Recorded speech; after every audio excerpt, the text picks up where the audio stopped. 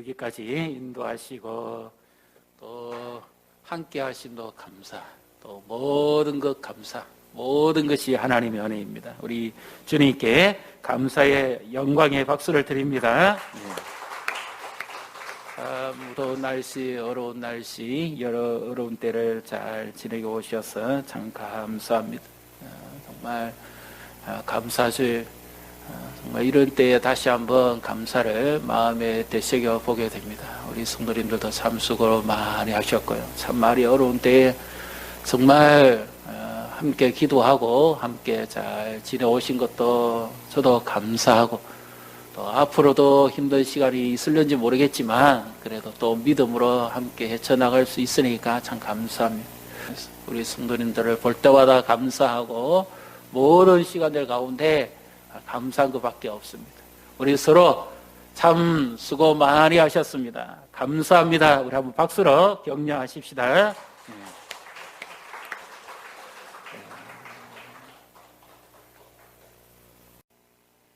요즘 살아가면서 얼마나 힘듭니까? 그러니까 크고 작은 거 하나에도 신경 쓰다 보면 감사가 없을 때가 많습니다. 원망하기도 쉽고 불평하기는 더더욱 쉽고요. 그렇습니다. 그런데 정말 감사해 볼 수 있을까요? 제가 어떤 이야기를 들었는데요. 두 말이 있었다 그럽니다. 한 말은 무슨 일이 생기면 감사하고 감사밖에 안 하더랍니다. 그러니까 문제도 없고 전부 감사만 하는 거예요. 그런데 반대편의 말은 무슨 일이 생기면 짜증나고 불평하고 원망만 하더랍니다. 그러니까 되는 일이 하나도 없더래요. 그래서 거기 있는 어른들이 야, 우리 마을은 왜 이래 안 되냐? 저기 잘 되는 마을에 가서 그 비법이 뭔지 한번 배워보자. 그래서 갔어요. 가니까 자기들이 보니까 특별한 게 없어요. 무슨 일이든지 그냥 감사밖에 안 하더랍니다. 그래서 이것도 감사, 저것도 감사, 계속 감사만 하더래요. 그래서 우리도 이렇게 하면 되는 겁다 하고 가서 다 배워가지고 기뻐서 이제 우리 마을도 살 수 있다 이래서 도착을 했는데, 그 마을에 도착하자마자 그들의 입에서 나온 말은 에이, 가서 감사밖에 안 배웠네. 마을이 달라진다고 달라지는 게 아니라 사람이 달라져야 달라지는 겁니다. 감사할 수 있다는 마음, 그것이 얼마나 넉넉하고 기쁨이 넘치냐 그 말이지. 감사는 감정의 고백이 아닙니다. 믿음의 고백입니다. 하나님께서 나에게 이와 같은 은혜를 베풀어 주셨다는 것에 믿음의 반응이 바로 감사로 나타나는 거죠. 우리나라로 치면 맥주감사절은 오히려 우리나라의 과거에 참 굶주린 배 아픈 그런 시절이 있었지요. 70년도쯤 돼서 끝났는데 보릿고개라는 거죠. 겨울 내에 있었던 양식 다 먹어버리고 이제 보리가 7월에 추수가 되는데 5, 6월이 가장 굶주리고 배고픈, 그래서 우리나라 민족을 풀뿌리 민족이라고 그러잖아요. 조금 뭐 피로 연맹해가고 뭐 칙독해보고 그러다가 그 굶주린 배를 움켜쥐고 지냈는데요. 요즘 저는 이게 신주 알고 찾아봤습니다. 이게 뭐냐 했더만 이런 내용이에요.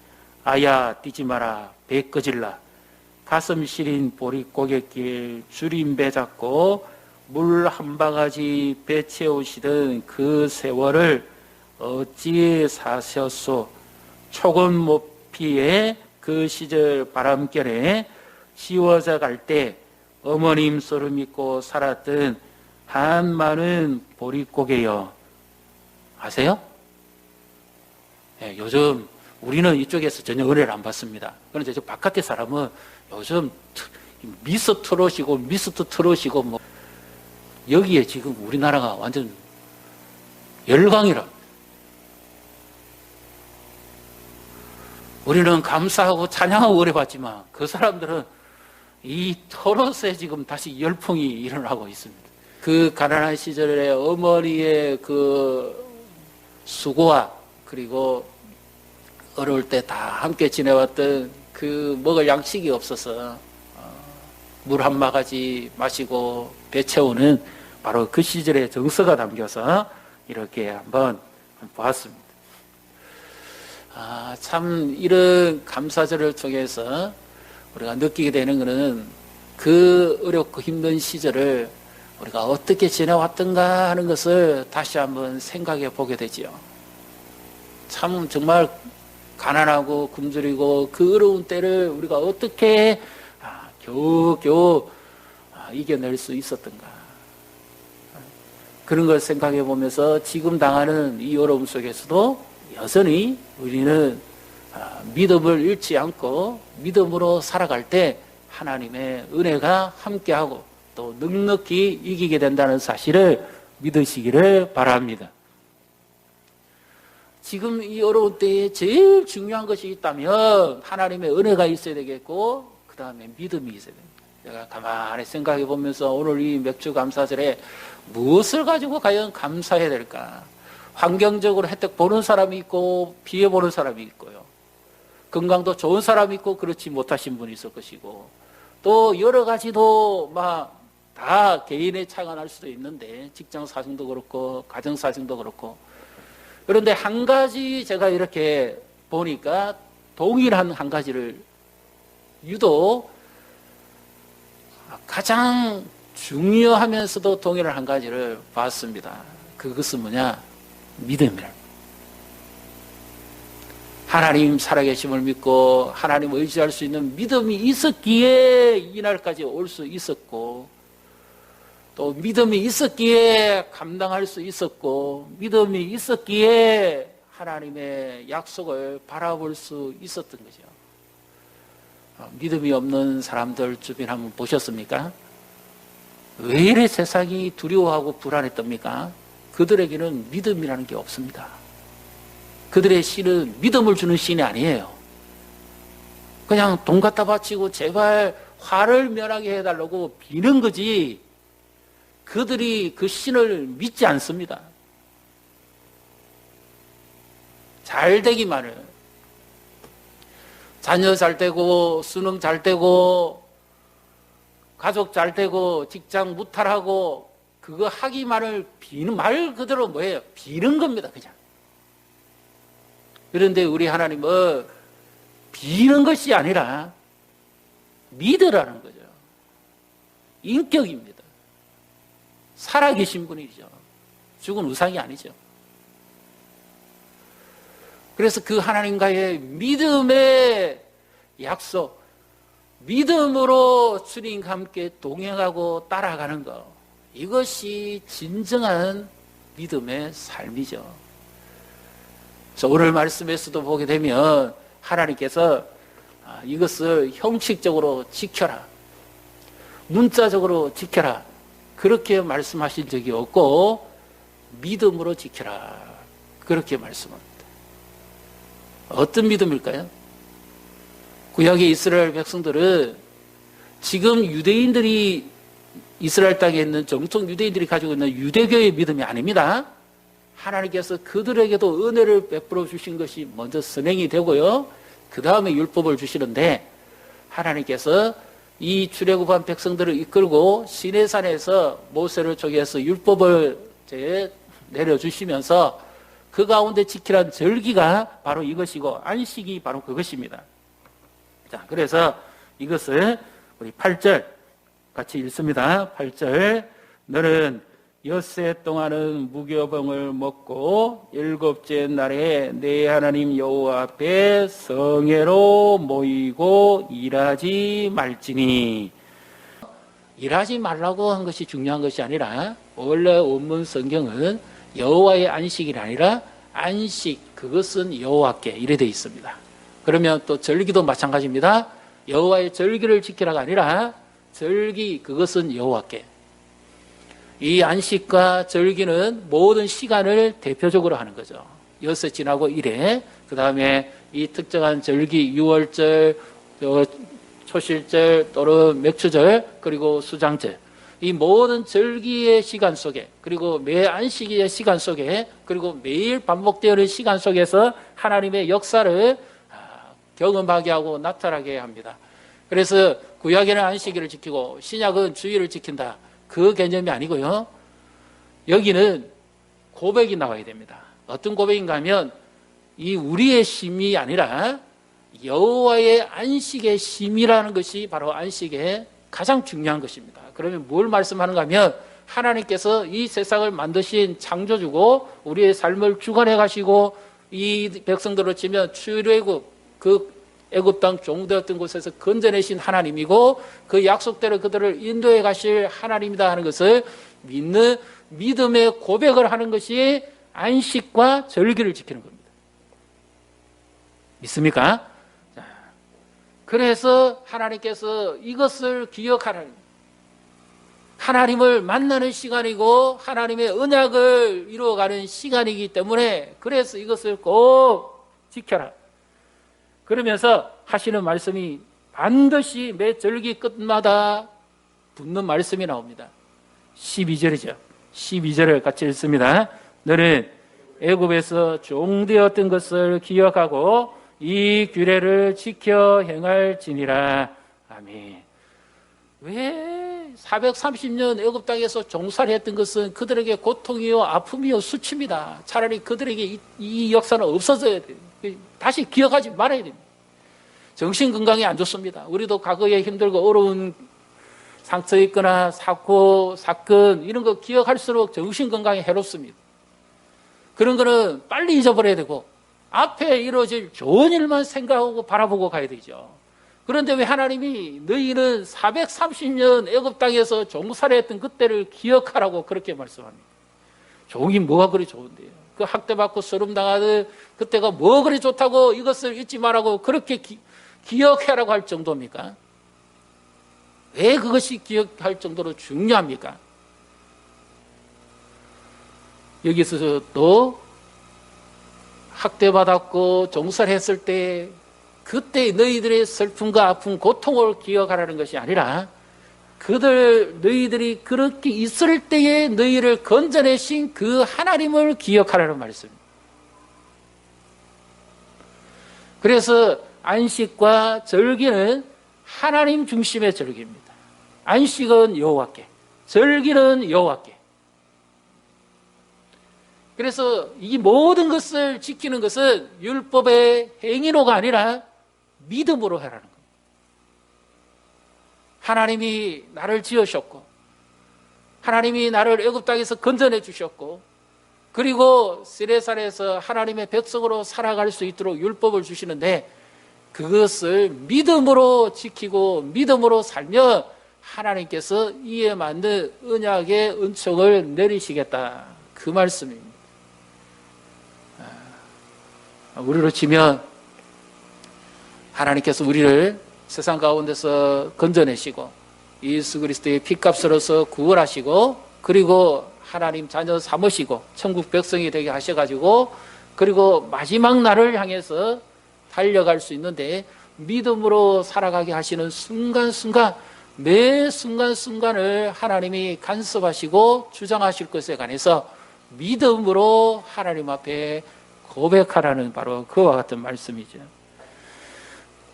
과거 우리나라 이 9월 10월에 벼농사 추수하고 이 추운 겨울을 지내고 양식이 봄이 지나고 나면 거의 바닥이 납니다. 그래서 5월 6월이 되면 먹을 것이 없으니까 촉은 목피 풀뿌리 민족이라 그러죠. 우리나라를 더 이상 먹을 양식이 없으니까 햇벌이가 나올 때까지는 정말 이 어려운 눈물 없이는 못 지나가는 고개 보릿고개라 그러죠. 그래서 이 기나긴 시간을 지나고 보리의 첫 새 이삭을 얻었을 때 그 기쁨과 감격을 말로 표현하지 못하죠. 저는 이 보릿고개가 어떤 것인지 1970년에 끝났거든요. 그래서 이거를 좀 누가 시를 좀 적어놓은 게 있어서 한번 봤습니다. 그런데 아야 뛰지 마라 배 끄질라 가슴 시린 보릿고갯길 줄임배 잡고 물 한 바가지 배 채우시던 그 세월을 어찌 사셨소. 촉은 목피에 그 시절 바람결에 지워져 갈 때 어머니 소름 입고 살았던 한마는 보릿고개여. 혹시 이 익숙합니까? 예, 우리는 경건하고 거룩해서 찬양가 이런 걸 통해서 어려워하는 줄 알았는데 요즘 이 트롯 세계에서 아주 유명한 가사입니다. 이 가사가. 그러나 그 정서는 와닿지요. 어머니가 가족을 먹여 살리기 위해서 얼마나 수고하고 애를 썼는지 자신은 정말 이 끼니조차 연명하지 못해서 죽도 못 주는 그 시대에 움켜쥔 배를 붙잡고 물 한 바가지로 배를 채워야 되는 바로 그 시절의 그 어려움을 노래한 거죠. 뛰지도 마라. 얼마 먹지도 못한 거 그거마저도 다 꺼져버리면 얼마나 배를 골골 골아야 되겠습니까? 바로 그와 같은 가난한 민족, 풀뿌리 민족, 어려운 때를 지나왔기에 우리 민족이 그만큼 하나님 은혜로 강할 수 있었고 이렇게 또 하나님 은혜로 우리가 복을 받았지요. 그래서 이 시절을 생각해 보면 참 감사한 것이 아닌 것이 하나도 없습니다. 모든 것이 힘들고 어려운데 그때를 생각해 보면 정말 지금에 살아가는 이 모든 것은 정말 약간의 어렵고 힘들고 상대적인 불편함도 있고 뭐 약간의 고통은 있지만 얼마나 생각해 볼수록 지금은 감사합니까? 감사할 것밖에 없잖아요. 그것도 감정적 반응이 아니라 내가 여유가 있어서 감사하는 것이 아니라 믿음을 담아서 감사하는 거죠. 하나님께서 나를 이렇게 인도하시고 도우심을 인해서 감사합니다. 보호해 주심을 인하여 감사합니다. 아까 우리 특별 찬양할 때 첫 번째 나오는 가사를 기억하세요? 어떤 가사인지 기억나시는 분 계세요? 숨을 쉴 수 있음에 감사 아닙니까? 내가 살아있음에 감사합니다. 요즘은 병원에 가면 검진하기 위해서 뭐 수면도 하고 여러 가지 합니다만 예전에 그러지 못했을 때 뭐 내시경 같은 거 할 때 그냥 하잖아요. 숨 얼마나 쉬기 힘듭니까? 케이블이 목구멍에 들어가야 되는데 죽을 것 같은 고통 아니에요. 숨을 제대로 쉴 수 있다는 거 평이한 것이 귀중한 겁니다. 이 검사를 해야 내 건강을 유지할 수 있고 내 몸이 상태가 어떤지 알 수가 있으니까 두렵고 힘들면서도 안 할 수가 없으니까 해야죠.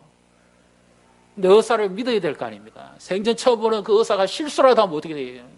잘못하면 속이 뚫리기라도 하면 수술을 해야 되는데 그 부위가 올라가도 안 되고 내려가도 안 되고 딱 맞춰야 되는데요. 이게 어찌 인간의 힘으로 됩니까? 그래서 하나님 의지하고 기도하고 맡겼더니 아무 어려움 없이 수술도 잘 되고 회복되고 건강하게 되는 거죠. 우리 인생에 살아가면서 이런 경우가 우리 인간의 힘으로 조절할 수 없는 이 오르락 내리락의 이 성적도 그렇죠. 더 내려가면 안 되고 맞춰야 되고 뭐 가게도 그렇고 사업도 그렇고 그렇잖아요. 이런 일들을 누가 조절하고 누가 움직여가고 누가 하겠습니까? 하나님이 도우시고 때에 맞는 은혜를 베풀어 주심으로 이 모든 이 넉넉하게 되고 감당되어질 줄 믿으시기를 바랍니다.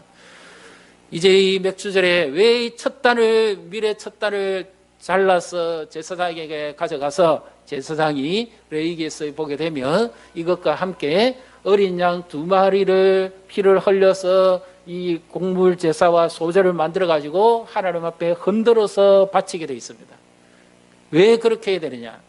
그것은 이스라엘 기후의 농사와 관련이 있습니다. 이스라엘 선교사님이 연구한 것에 의하면 이 제사장이 그때 이 달을 가지고 이제 성수 안에 가면 북쪽에 진설병이 있습니다. 밀가루로 만든 그 떡이 있는데 하나님 앞에 매일 바쳐드리는 거죠. 그것이 있는데 거기에 가서 하나님 앞에 기도를 합니다. 그러면 어떤 일이 벌어지는가 하면 하나님께서 그 주간 이 첫 달을 드린 이 한 주간에 북쪽에서부터 지중해 연안에서 불어오는 북서풍이 불어오게 합니다.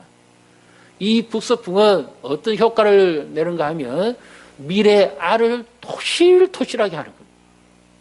그래서 이 곡식이 잘 연걸어서 풍년이 되게 하시는 거죠. 요 한 주간에 집중적으로 이 북서풍이 불어와야 됩니다. 그렇지 않으면 밀을 얻지 못하는 거죠. 곡식 농사는 망치는 겁니다. 그리고 이제 7일이 40거라 그랬죠? 7일을 뺀 나머지 기간 동안에는 또 제사장이 어떻게 하는가 하면 이 남쪽에 있는 이 올리브 기름으로 불을 지피는 7 금초대에 거기서 하나님 앞에 또 기도합니다. 그러면 이 7일 동안에는 북서풍이 불었다가 나머지 기간에는 남동풍이 화끈한 남동풍이 불어옵니다. 그것이 불어와야 되는 이유는 곡식 이후에 과일 농사가 추수를 해야 되는데 그 뜨거운 바람이 불어야 과일이 다 익는 거예요. 그래서 한 주는 북서풍, 나머지 주는 남동풍이 불어야 돼요. 이것이 불지 않으면 그 해 농사는 망칩니다. 아무것도 얻을 게 없습니다. 그래서 하나님께서 이 신명기서는 그들이 가나안 땅에 들어가게 되거든 이렇게 지켜라 하는 말씀이거든요. 아니 가나안 땅에 들어가지 않았어요. 왜냐? 가나안 땅에 섬기는 신들이 많잖아요. 우리가 대표적으로 알고 있는 바알도 있고 아세라도 있죠. 비의 신, 남성의 신, 다산의 신, 농작물에 풍성하게 하는 신, 그 다음에 땅의 신, 생식의 신, 아세라. 그래서 이들은 어떻게 하는가 하면 이 북서풍이 불어오는 시절이 되면 바람신에게 가서, 북쪽 신에게 가서 제사를 지내고, 또 가실이 익어야 되는 이 시점에 되면 남쪽 신에게 가서 제사를 지내고, 그렇게 농사가 잘 되기를 제사를 지낸다는 겁니다. 그래서 하나님께서 하신 말씀이 너희는 저 가나안 원주민처럼 그렇게 하지 말아라 그 말이죠. 왜? 하나님이 북서풍도 불게 하고 남동풍도 불게 하실 분이기 때문입니다. 믿습니까? 하나님 외에는 신이 없기 때문에. 그래서 너희는 이 절기를 믿음으로 지켜라 그 말입니다. 믿음으로 하나님 앞에 나와서 제사장이 그렇게 기도하면 하나님도 그때는 북서풍이 불어야 될 한 주간은 북서풍을, 그리고 남동풍이 불어야 될 나머지 주간은 남동풍을 하나님이 불어주신다는 거죠. 이렇게 해서 곡식과 가수 농사가 잘 되게 하십니다. 그런데 이것이 그냥 되는 게 아닙니다. 이스라엘 백성들이 정복전쟁 이후에 가나안 땅에 들어가서 왕을 구할 때가 있죠. 우리도 저 이방 나라처럼 왕을 세워주십시오. 왕의 통치력과 리더십과 힘으로서 다른 나라를 정복할 수 있는 그런 왕을 세워주십시오. 인간 왕을 세워주십시오. 그런 요청을 합니다. 그때 하나님께서 사무엘 선지자에게 무슨 말씀을 하시는가 하면 이들이 너를 버림이 아니라 나를 버리기 때문이다. 하나님이 진노하신 중에라도 그들에게 왕을 허락합니다. 그래서 왕을 세워서 사울이 되죠. 그런데 사울이 왕이 되고 난 다음에 그 해에 이 오순절에 맥주절에 이 사무엘 선지자가 이스라엘 백성들을 모아놓고 이렇게 외칩니다. 너희가 왕을 구한 것이 얼마나 악한 일인지 여호와께서 오늘 행하시는 일을 내가 선언할 것이다. 지금은 곡식 뺄 때가 아니냐. 그런데 여호와께서 어떻게 하시는가 보라 그러면서 하나님께 기도하니까 비가 와서는 절대 안 됩니다. 비가 오면 곡식도 다 쓸어가 버리고 과수농사도 완전히 망쳐버리는 거예요. 그날에 하늘로부터 갑자기 내석이 치면서 폭우가 막 쏟아붓습니다.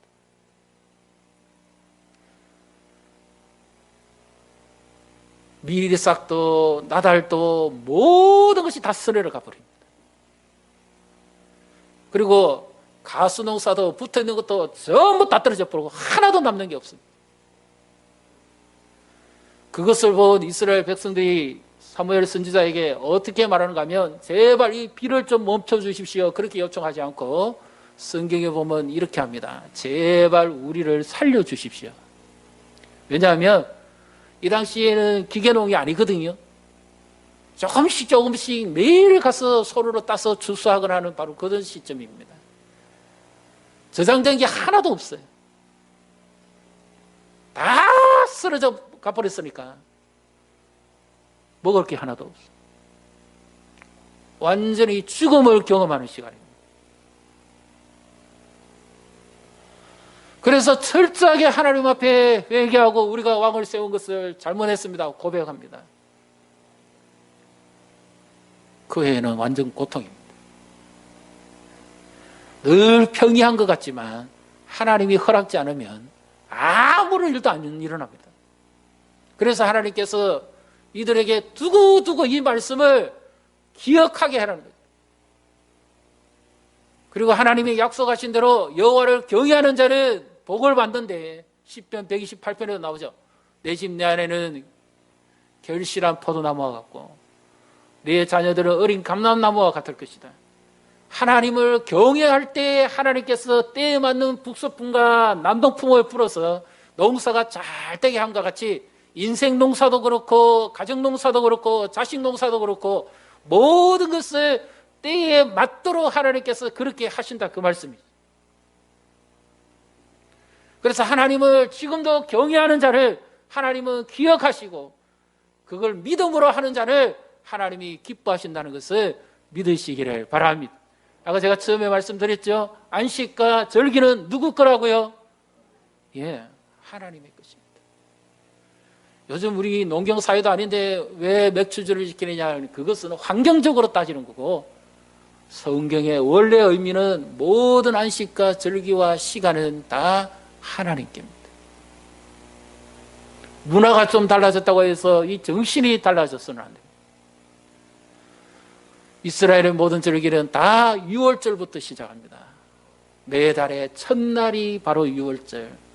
희생 제물을 잡아서 그들이 문인방과 설주에 어린 양의 피를 발라서 구원을 받았던 거기서부터 시작하는 것처럼 우리의 모든 믿음의 시작점은 어디입니까?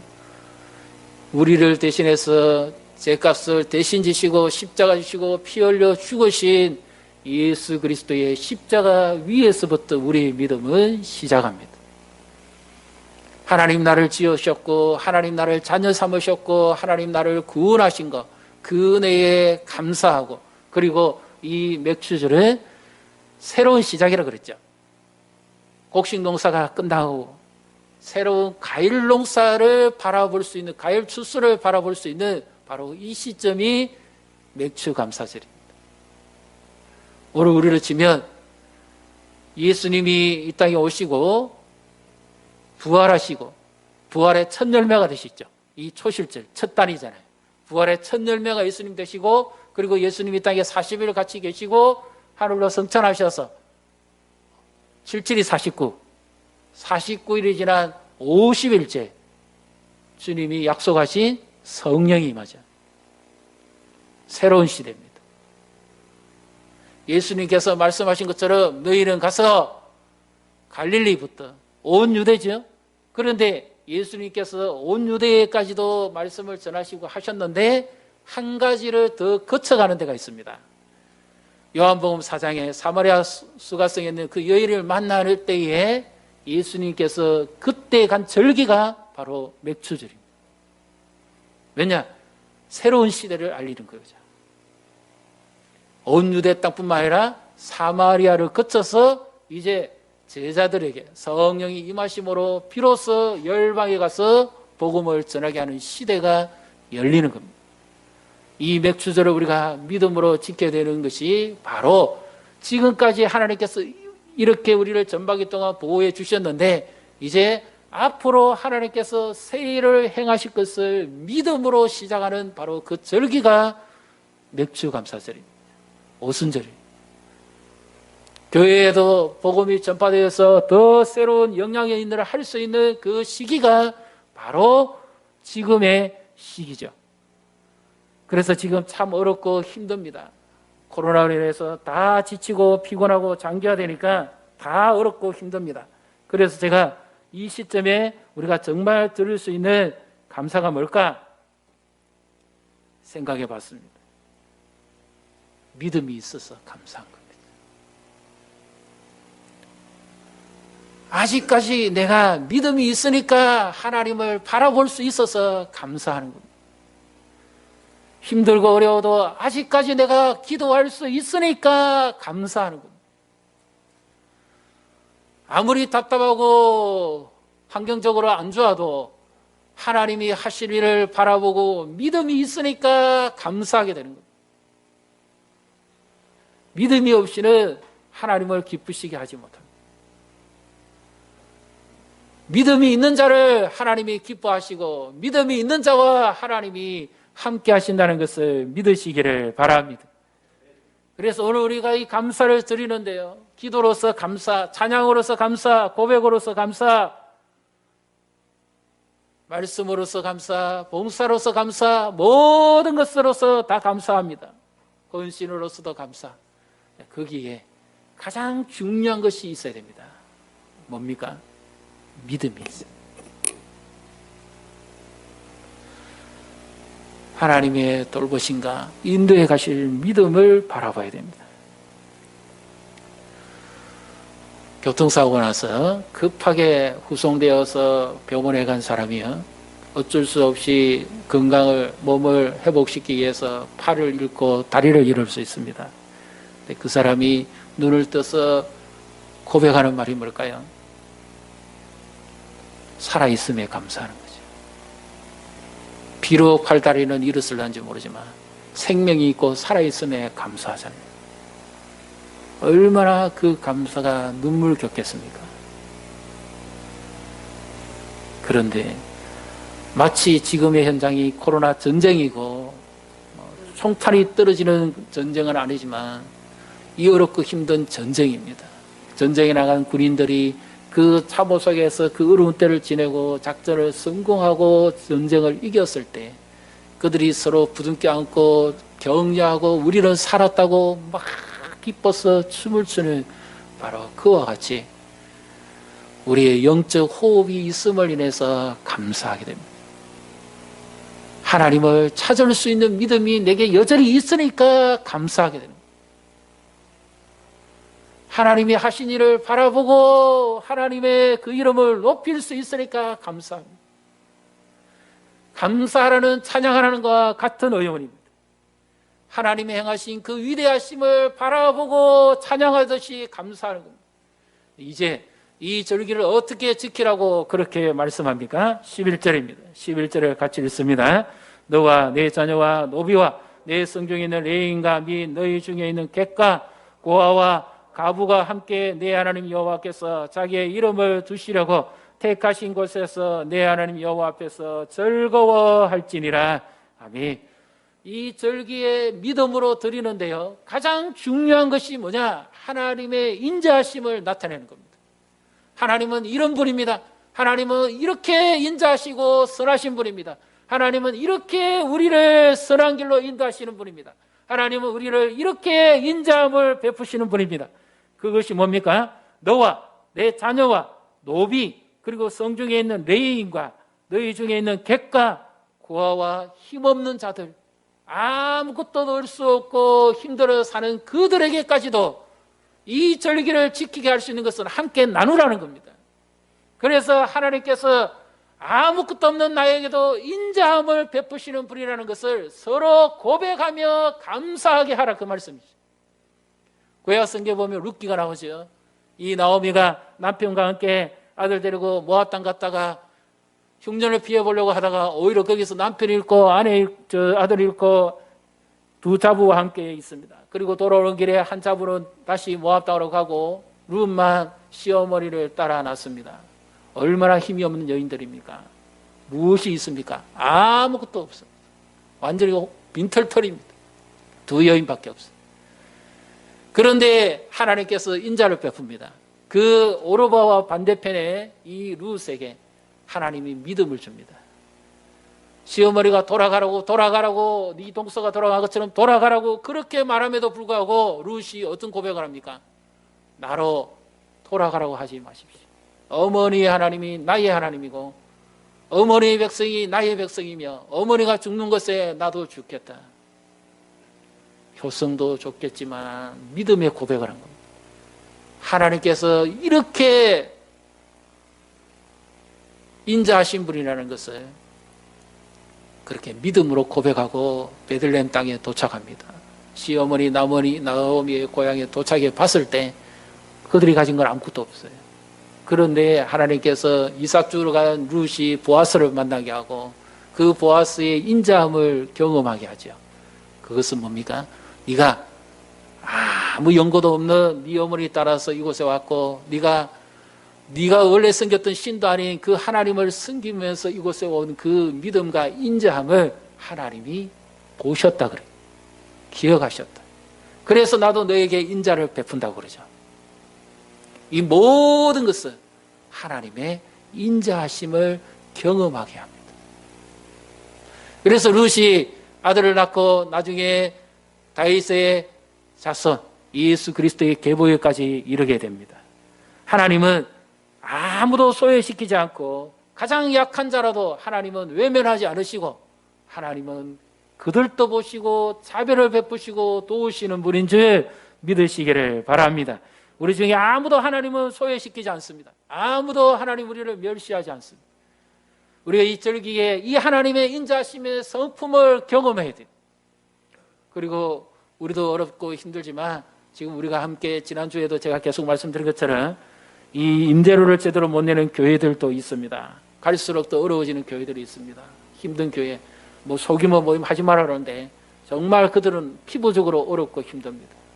예배를 할 수 없으면 믿음을 유지할 수가 없습니다. 9개 교회 우리가 함께 힘을 합해서 함께 나눌 때 그들에게 하나님의 인자하심이 임하고 하나님의 공급하심이 임하고 또 그런 우리를 하나님께서 기억하시고 우리에게도 하나님의 인자하심이 함께 하실 줄 믿으시기를 바랍니다. 오늘 헌금함에 넣는 게 아니죠. 하나님께 구별해 드리는 거죠. 그래서 세일과 선교 헌금을 별도로 그리고 투입구를 다르게 했습니다. 그것을 우리가 전에 우리가 뜻했던 대로 세일 헌금은 우리가 한 푼도 쓰지 않고 들어온 전액을 우리 9개 교회에 지원하는 거로 그렇게 해왔습니다. 지금 어렵고 힘든 때인데요. 선교사들도 웬만하면 다 돌아오는 바로 그 시점입니다. 그런데 우리가 네 분의 선교사의 가정을 돕고 교회를 돕습니다. 힘드시더라도 하나님의 인자하심을 우리가 서로 경험하며 나눌 수 있는 절기가 됩니다.